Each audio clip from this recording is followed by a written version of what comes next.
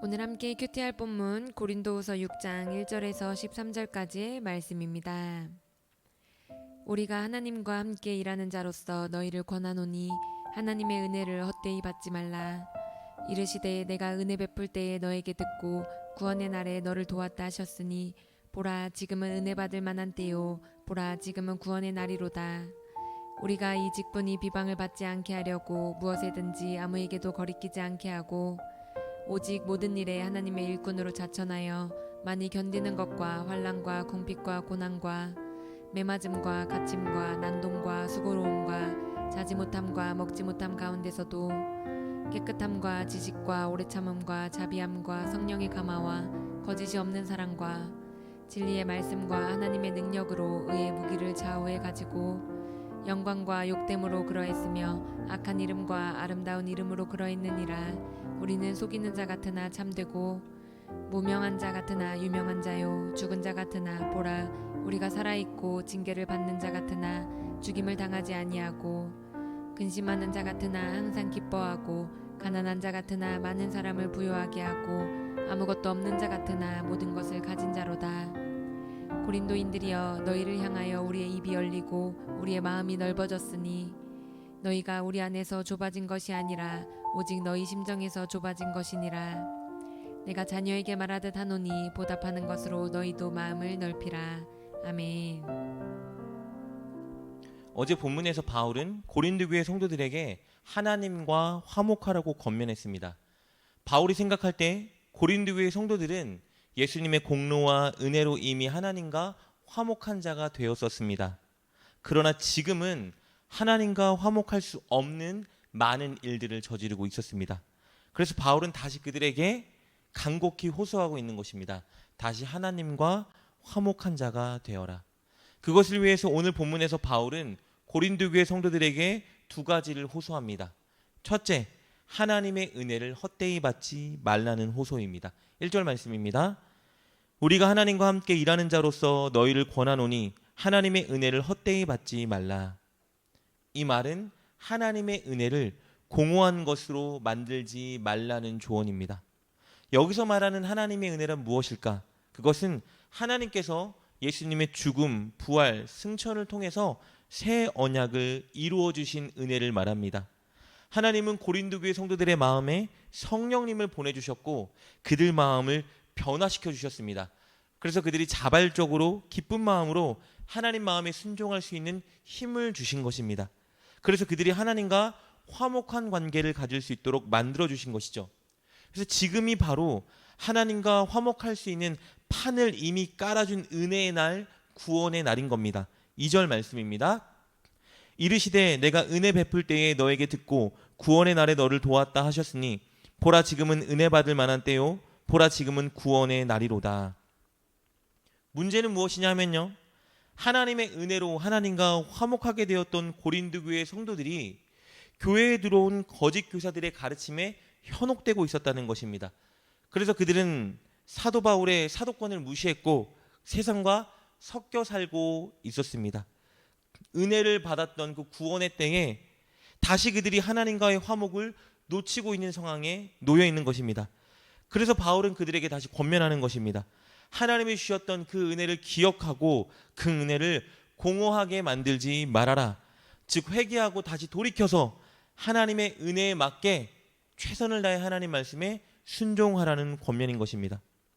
게다가 바울은 이렇게 그들이 하나님과 화목하게 만들기 위해서 자신이 얼마나 많은 수고와 고난을 겪었는지 간증합니다. 그리고 그 가운데서 그가 어떤 태도로 견고히 서 있었는지에 대해서도 간증해 주는데요.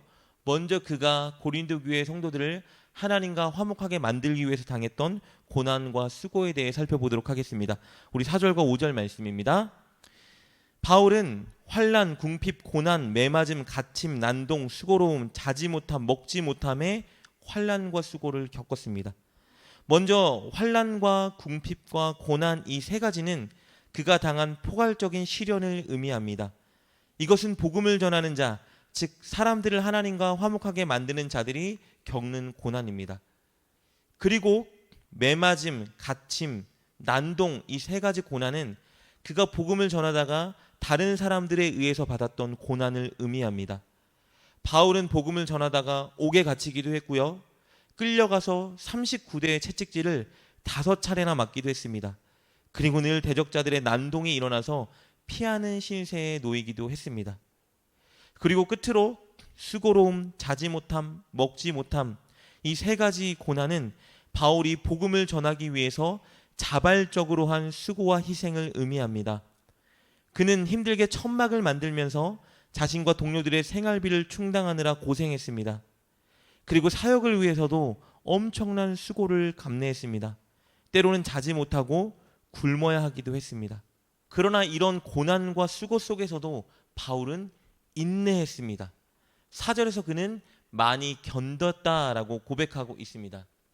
그러나 바울이 견디고 인내한 것은요, 가만히 있어서 수동적으로 인내한 것이 아니라 하나님이 주시는 힘을 의지하며 하나님의 성품을 붙들고 견뎠던 것을 의미합니다. 이것이 바로 참 사도의 표징인 것입니다. 우리 6절부터 8절 말씀의 내용을 살펴보도록 하겠습니다.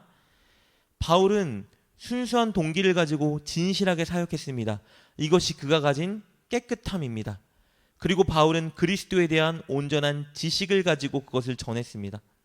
또 바울은 보복하지 않고 온유함으로 반응하며 오래 참았습니다. 그리고 늘 자비를 적극적으로 베풀었습니다. 또한 그는 성령님과 하나님의 능력으로 사역을 감당했고 진리의 말씀인 복음만 전했습니다. 이렇게 그가 인내로 사명을 감당할 때 사람들에게 인정과 영광을 받을 때도 있었고 반대로 욕을 당하고 거절을 당할 때도 있었습니다. 그러나 바울은 의의 무기를 가지고 이겨냈습니다. 여기서 말하는 의의 무기라는 것은요, 예수님으로 인해 구원받은 자녀가 되었다는 정체성과 그에 맞는 아름다운 윤리적인 행동을 의미합니다. 바울은 늘 그리스도인답게 예수님처럼 살려고 노력했습니다. 이것이 그가 가졌던 의의 무기인 것입니다. 이렇게 수많은 고난과 수고 속에서 바울은 하나님이 주시는 인내를 가지고 사역을 감당했습니다. 그리고 이것을 근거로 하여 대적자들이 바울을 이러쿵저러쿵 비방하는 내용과는 다르게 자신의 실상은 어떤 존재인지에 대해 또 고백하는 것을 보게 됩니다. 우리 8절부터 10절 말씀의 내용을 살펴보도록 하겠습니다.